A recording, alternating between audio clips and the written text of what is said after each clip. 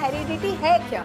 मतलब कि जो कैरेक्टर्स है, जो जीन्स है, वो पेरेंट्स से ऑफस्प्रिंग्स में, उनके बेबीज में आगे की over the next generation pass हो रही है। मेल से जो स्पर्म एक्स वाला आके इसे फर्टिलाइज करता है तो क्या होगा, फीमेल चाइल्ड बनेगी, जो ऑफस्प्रिंग होगा वो फीमेल होगा।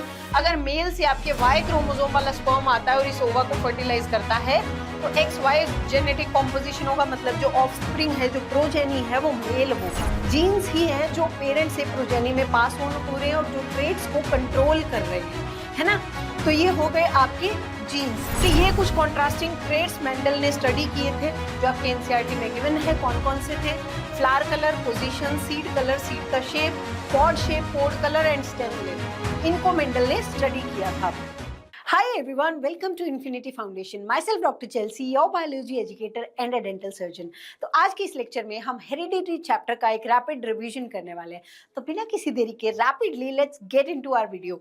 तो सबसे पहले कुछ टर्म्स आपको पढ़नी है। उसमें पहली है वेरिएशन, जिस पे पूरा चैप्टर टिका हुआ है। वेरिएशन का मतलब है एक स्पीसी के जो इंडिविजुअल्स है उनमें आपस में जो डिफरेंस है, जिससे आप डिफरेंशिएट करोगे किसी एक इंडिविजुअल को दूसरे इंडिविजुअल से, इसे कहते हैं वेरिएशन। ठीक है, वेरिएशन सेक्सुअल रिप्रोडक्शन में ज्यादा आते हैं और एसेक्सुअल रिप्रोडक्शन में बहुत कम या नेग्लिजिबल या बहुत ही कम वेरिएशन देखने मिलते हैं, है ना। वेरिएशन जैसे कि किसी की आईज का कलर सबका अलग अलग है, हाइट का डिफरेंस है, कोई टॉल है, कोई छोटा है ना। फिर आते हैं हेरिडिटी। हेरिडिटी जो कि चैप्टर का भी नाम है। ये हेरिडिटी है क्या? मतलब कि जो कैरेक्टर्स है, जो जीन्स है, वो पेरेंट्स से ऑफस्प्रिंग्स में, उनके बेबीज में आगे की over the next generation pass हो रहे हैं, इसको कहते हैं हेरिडिटी। इनहेरिटेंस, इनहेरिटेंस क्या है? वो प्रोसेस जिसके थ्रू ये हेरिडिटी वाला तामझाम हो रहा है ना, जिसके थ्रू एक जनरेशन से दूसरी जनरेशन पे कैरेक्टर्स पास ऑन हो रहे हैं। जैसे आप अपने मम्मी पापा जैसे दिखाई देते हो, जो सिमिलैरिटीज हैं आपकी अपने पेरेंट्स से, अपनी फैमिली से, वो है इनहेरिटेंस। उस प्रोसेस को इनहेरिटेंस कहते हैं। फिर यहाँ पे ट्रेट्स आते हैं। ट्रेट्स क्या है? कोई भी एक ऐसी कैरेक्टरिस्टिक फीचर ऑर्गेनिज्म का, है ना, जो एक फिजिकल फॉर्म में प्रेजेंट है। कोई भी एक ट्रेट, ट्रेट का मतलब है जैसे कि हाइट हो गई, हाइट का एक ट्रेट हो गया, मतलब एक कैरेक्टर होना। आई कलर एक ट्रेट हो गया। कोई भी एक कैरेक्टर जो फिजिकली आपको दिखाई दे रहा है वो हो गया ट्रेट, फिजिकल फॉर्म, है ना। दो तरह के ट्रेट होते हैं, एक्वायर्ड और इनहेरिटेड। एक्वायर्ड मतलब कि ये ट्रेट एक इंडिविजुअल ने अपने लाइफ टाइम में एक्वायर किया है, और इनहेरिटेड मतलब ये ट्रेट, ये कैरेक्टर उसे अपने पेरेंट्स से, अपनी जनरेशन से, अपने एंसेस्टर से इनहेरिट हुआ है। ठीक है। अब जीन्स क्या है? जीन्स है आपके यूनिट ऑफ हेरिडिटी। यहीं से सारा तामझाम कंट्रोल हो रहा है। जीन्स ही है जो पेरेंट से प्रोजेनी में पास ऑन हो रहे हैं और जो ट्रेट्स को कंट्रोल कर रहे हैं, है ना।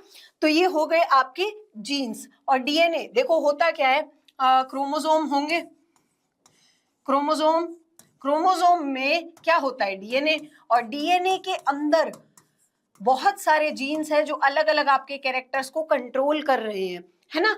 अब जीन्स जो है इनकी एक पर्टिकुलर जीन्स ट्रेट को कंट्रोल कर रहे हैं। अब इस ट्रेट को कंट्रोल करने के लिए एक जीन के अलग अलग फॉर्म है। जैसे अगर कोई पर्सन टॉल है तो एक ट्रेट तो एक ही हो गया ना, हाइट का।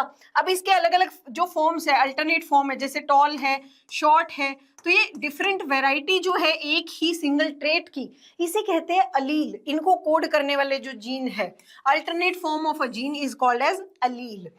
उसके बाद मेंडल ने पी प्लांट को ही क्यों चूज किया? इसी प्लांट पे उसने सारे एक्सपेरिमेंट क्यों किए? तो उसके कुछ रीजन थे। एक तो क्या था कि पी प्लांट पे जो काम करना है इजी है, क्योंकि इजीली आइडेंटिफाइबल ट्रेट है, इजीली ऑब्जर्व किया जा सकता है ट्रेट्स को। दूसरा रीजन था कि इसके लाइफ स्पैन, कि शॉर्ट पीरियड ऑफ टाइम में बहुत ज्यादा एक्सपेरिमेंट करके काफी वाइड रिजल्ट्स हमें मिल सकते हैं। और उसके बाद जो पी प्लांट है इसे क्रॉस पॉलिनेट और सेल्फ पॉलिनेट दोनों कराया जा सकता है, तो दोनों तरीके से एक्सपेरिमेंट करके ऑब्जर्वेशन ली जा सकती है। फिर ये कुछ कॉन्ट्रास्टिंग ट्रेट्स मेंडल ने स्टडी किए थे जो आपके एनसीईआरटी में गिवन है। कौन कौन से थे?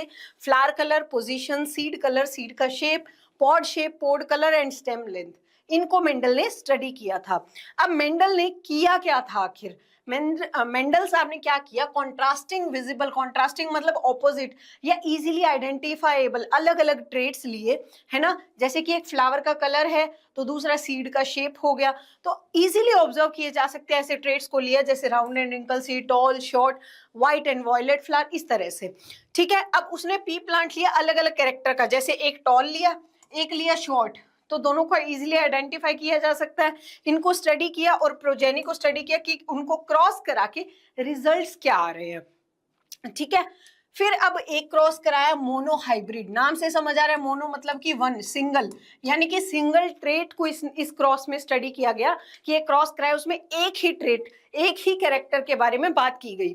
तो यहाँ जैसे हाइट पे मेनली यहाँ पे कहा जाता है, तो ठीक है इसने ये क्रॉस कराया और क्रॉस कराने के बाद ये फिनोटिपिक रेशियो आया 3:1 और ये आया आपका जीनोटिपिक रेशियो। फिनोटिपिक मतलब उसकी फिजिकल अपीयरेंस कैसी है, जीनोटिपिक का मतलब है उसका जेनेटिक मेकअप क्या है, ठीक है, ये हो गया जीनोटिपिक रेशियो। वैसे ही सेम उसने डाई हाइब्रिड क्रॉस कराया, डाई मतलब कि 2, डाई हाइब्रिड मतलब दो कैरेक्टर्स को एक साथ स्टडी किया, जैसे मतलब कि प्रोजेनीज बनी, उसने क्रॉस कराया उसमें, ठीक है। तो यहाँ पे दो अलग अलग ट्रेट्स लिए, जैसे एक है सीड की शेप का और दूसरा है सीड के कलर का, तो दो अलग अलग ट्रेट्स लिए, दोनों को एक साथ क्रॉस करा के उनका इनहेरिटेंस पैटर्न स्टडी किया। तो यहाँ पे भी कुछ फिनोटिपिक जीनोटिपिक रेशियो आए F1 F2 जनरेशन के, ठीक है। फिनोटिपिक रेशियो था 9:3:3:1। जब आप पुनेट स्क्वायर बना के ये तामझाम पूरा करके देखोगे तो ये आपको रेशियो मतलब ऑब्टेन होगा। और यहाँ पे आपको जीनोटिपिक रेशियो नहीं देखना क्योंकि यहाँ बहुत सारे रेशियोज होंगे, वो कॉम्प्लेक्स होता है, आपको नहीं करना है। फिर लॉ ऑफ डोमिनेंस, अभी ये जो मोनोहाइब्रिड डाईहाइब्रिड क्रॉस हुए इनके थ्रू उन्होंने कंक्लूड करके 3 लॉज बनाए, लॉ ऑफ इनहेरिटेंस कहा गया जिन्हें। अब फर्स्ट लॉ ऑफ इनहेरिटेंस था आपका लॉ ऑफ डोमिनेंस। इसमें क्या कहा गया, जब एक अलील है, अलील के दो फॉर्म मतलब जीन के दो फॉर्म है अलील, है ना। अब ये अलील डोमिनेंट भी होते हैं, रिसेसिव भी होते हैं।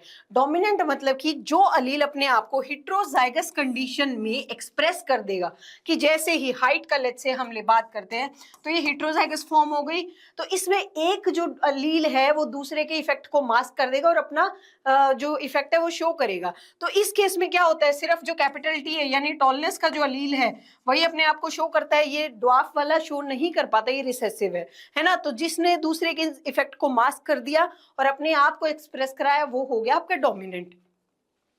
सेकेंड लॉ आया, सेकेंड लॉ ऑफ इनहेरिटेंस जिसे कहते हैं लॉ ऑफ सेग्रीगेशन। इसमें सेग्रीगेट कैसे होते हैं अलील उसको बताया। जैसे कि अगर एक पेरेंट है, लेट्स से होमोजाइगस भी है या हेटेरोजाइगस भी है, तो जब इनके गैमीट बनेंगे, जब गैमीट्स का फॉर्मेशन होगा ड्यूरिंग सेक्सुअल रिप्रोडक्शन, तो एक पेरेंट से एक ही अलील आएगा और एक ही अलील, दोनों अलील जो है पेयर वाले वो सेग्रीगेट होंगे और एक ही अलील प्रोजेनी में एक पेरेंट से ट्रांसफर होगा। जैसे यहाँ भी या तो कैपिटल टी जाएगा या स्मॉल टी आपका जाएगा। चलो फिर तीसरा लॉ आया, लॉ ऑफ इंडिपेंडेंट असॉर्टमेंट। ये मेंडल ने डाई हाइब्रिड क्रॉस से कंक्लूड किया।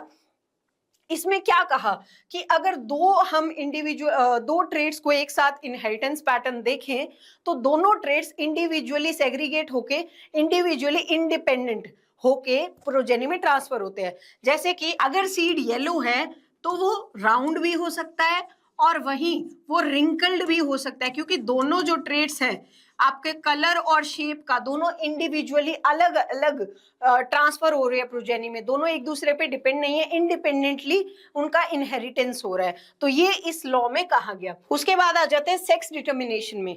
सेक्स डिटर्मिनेशन में क्या होता है, इसमें ये है कि जो एक इंडिविजुअल का जो जेंडर है उसे डिटरमाइन किया जाता है based on genetic material composition, कि उसका जेनेटिक कॉम्बिनेशन क्या है, उसके अकॉर्डिंग उसका जेंडर या उसका सेक्स क्या होगा। तो अब क्या होता है, ह्यूमंस का केस अगर स्टडी करें तो 23 पेयर ऑफ क्रोमोसोम टोटल होते हैं, या टोटल नंबर ऑफ 46 क्रोमोसोम्स हमारे बॉडी में होते हैं। लेकिन उसमें से 22 पेयर जो है ऑटोसोम होते हैं और 1 पेयर ऑफ क्रोमोसोम जो है वो होते हैं सेक्स क्रोमोसोम, जो होते हैं XX फीमेल में और मेल के केस में होते हैं XY। ठीक है, अब ये जो XX है, बाकी जो 22 पेयर जिसे हमने ऑटोजोम कहा, ये क्या होते हैं, ये सेक्स डिटर्मिनेशन में इनका कोई रोल नहीं होता, मेल्स और फीमेल दोनों में सिमिलर होते हैं। और ह्यूमन के केस में क्या होता है, 44 या 22 पेयर ऑफ ऑटोजोम्स होते हैं। लेकिन वही जो सेक्स क्रोमोजोम है, जो फीमेल में XX और मेल में XY होते हैं, ये सेक्स डिटर्मिनेशन का काम करते हैं मेल और फीमेल में। मेल और फीमेल में अलग अलग है, मेल में XY होता है, फीमेल में XX प्रेजेंट होता है, और ह्यूमन में 1 pair of sex chromosome he present होता है। ठीक है, उसके बाद अब जब क्या होगा, जब फर्टिलाइजेशन होगा, देखो मेल में XY था, एक्स वाला तो दो तरह के गैमीट बनेंगे, एक स्पर्म होगा जो एक्स वाले क्रोमोसोम को कैरी करेगा, दूसरा वाई क्रोमोसोम को कैरी करेगा। लेकिन फीमेल से जो गैमीट बनेगा, क्योंकि फीमेल में एक्स एक्स ही है, तो गैमीट में हमेशा एक्स क्रोमोसोम ही होगा। अब एक्स वाला एक बन गया, अगर मेल से जो स्पर्म एक्स वाला आके इसे फर्टिलाइज करता है तो क्या होगा, फीमेल चाइल्ड बनेगी, जो ऑफस्प्रिंग होगा वो फीमेल होगा। अगर मेल से आपके वाई क्रोमोसोम वाला स्पर्म आता है और इस ओवा को फर्टिलाइज करता है तो एक्स वाई जेनेटिक कॉम्पोजिशन होगा, मतलब जो ऑफस्प्रिंग है, जो प्रोजेनी है, वो मेल होगा। ठीक है, तो इसी के साथ हम इस चैप्टर को एंड करते हैं। होप आपको चैप्टर समझ आया हो। किसी तरह का कोई भी डाउट हो, do let me know in the comment section, और you can DM me on Instagram also. ठीक है, जल्दी से जाके फॉलो कर लो। किसी तरह कोई दिक्कत, परेशानी, समस्या कुछ भी हो, इंस्टाग्राम पे आप डीएम कर सकते हो। Okay guys, see you in the next lecture. Good luck.